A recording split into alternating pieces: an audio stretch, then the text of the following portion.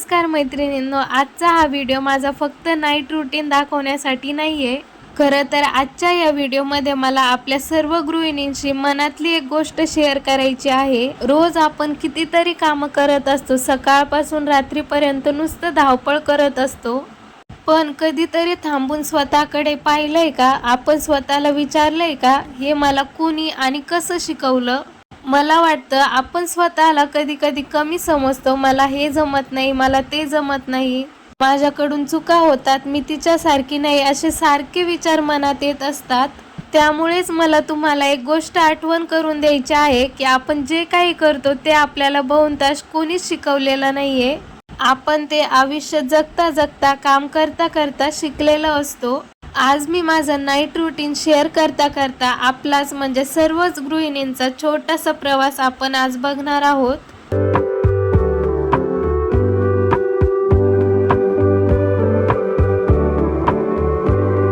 मैत्रिणींनो, असंच रोजचं काम करता करता मला सुद्धा एक प्रश्न पडला की आपण शाळेमध्ये किती विषय शिकलो, गणित शिकलो, विज्ञान शिकलो, इतिहास शिकलो, असे सगळे सब्जेक्ट शिकलो, पण एक विषय कुठेच नव्हता की घर कसं सांभाळायचं।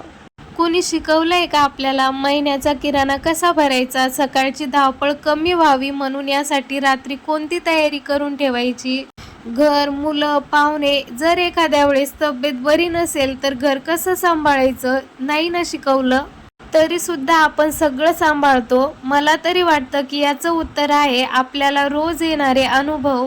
खरं सांगायचं तर आपल्यापैकी बऱ्याच जणींना सुरुवातीला काहीच येत नसतं। आपणही इतरांसारख्याच असतो। जसं की पहिली पोळी माझी परफेक्ट नव्हती, माझी पहिली भाजी सुद्धा परफेक्ट नव्हती, भाकरी तर मला कधी येतच नव्हत्या, आणि बाकी दुसरं पण कशामध्ये मीठच जास्त व्हायचं, कधी तिखटच जास्त व्हायचं, भात तर मोकळा कधी होतच नव्हता। मलाच का जमत नाही, तर यामुळे खूप वाईट वाटायचं। पण आता मागे वळून बघते ना, ह्या चुका जर झाल्याच नसत्या ना तर आज मला हे सगळं आलंच नसतं।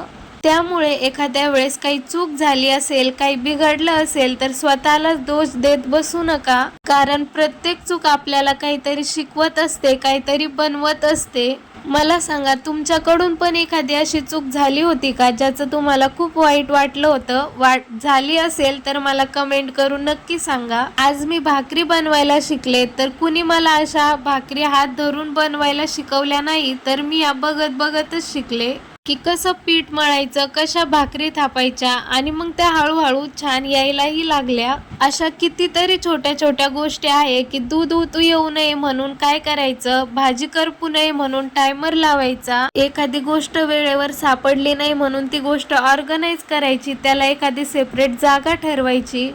कोणी बसून आपल्याला हे नियम शिकवले नव्हते, पण आपण रोजच्या अनुभवांनी हे नियम आपोआप शिकलो। बाहेरून बघणाऱ्यांना असं वाटतं की घरात असणं म्हणजे फक्त आराम, पण खरं चित्र वेगळंच असतं। रोज 3 ते 4 वेळा स्वयंपाक करायचा, उद्याची तयारी आजच करून ठेवायची, सकाळी मुलांना उठवणं, डब्बा, ऑफिस, शाळा या सर्वांमागे 5-10 मिनिटं जरी वाचले तरी सकाळी एकदम शांत जाते।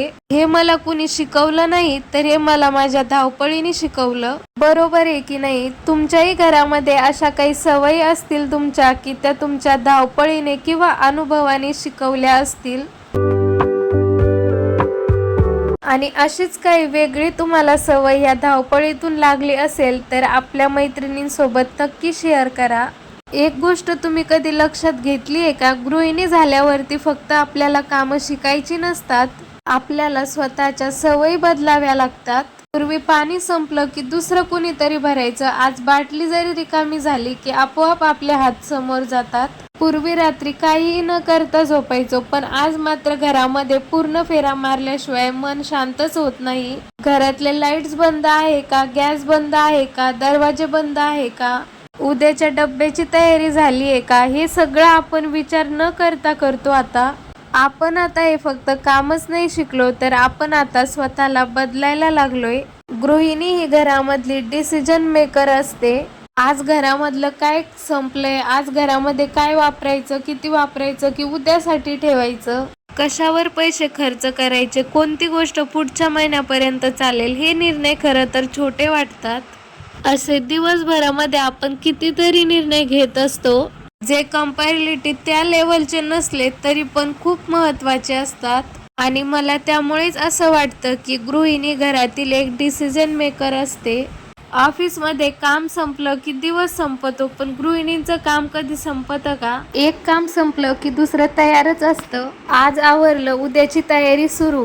म्हणजे ते मांजराच्या शेपटासारखं वाढतच जातं. मला तर असं कधीच फील येत नाही की आता तर सगळं काम आवरलेलं आहे आणि माझ्याकडे आता काही कामच नाही हे करायला, असं कधीच होत नाही. आपल्याकडे कुठलं सर्टिफिकेट नाही, कुठली डिग्री नाही, कुठलं मेडलही नाही आणि कुणी पगारही देत नाही.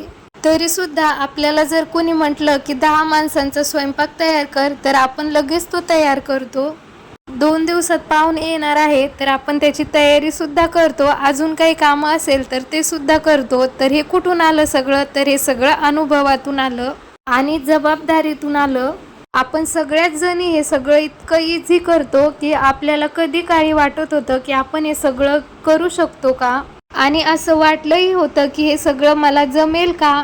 आणि अजूनही अशी एखादी गृहिणी असेल की तिला असं वाटत असेल की हे सगळं मला जमेल का, तर थोडा वेळ द्या, स्वतःला थोडासा वेळ द्या. हळूहळू सगळं जमतं. कारण ह्या ज्या गोष्टी आहेत ना सगळ्या, तर ह्या कुणी आपल्याला शिकवत नाही, आपल्याला शिकायच्या असतात आणि त्यासाठी थोडासा वेळ तर द्यावाच लागतो. गृहिणी झाल्यावरती आपला विचार आपण करत नाही की आपल्याला काय आवडतं, तर सगळ्यांना काय आवडतं असे विचार आपल्या मनामध्ये आपोआप यायला लागतात. आणि हे करताना आपण कधी कधी स्वतःच्या आवडीसुद्धा बाजूला ठेवतो. म्हणूनच मी प्रत्येक गृहिणींना सांगेल की सगळ्यांची काळजी घ्या, पण आपल्या स्वतःला बी त्यामध्ये ठेवा.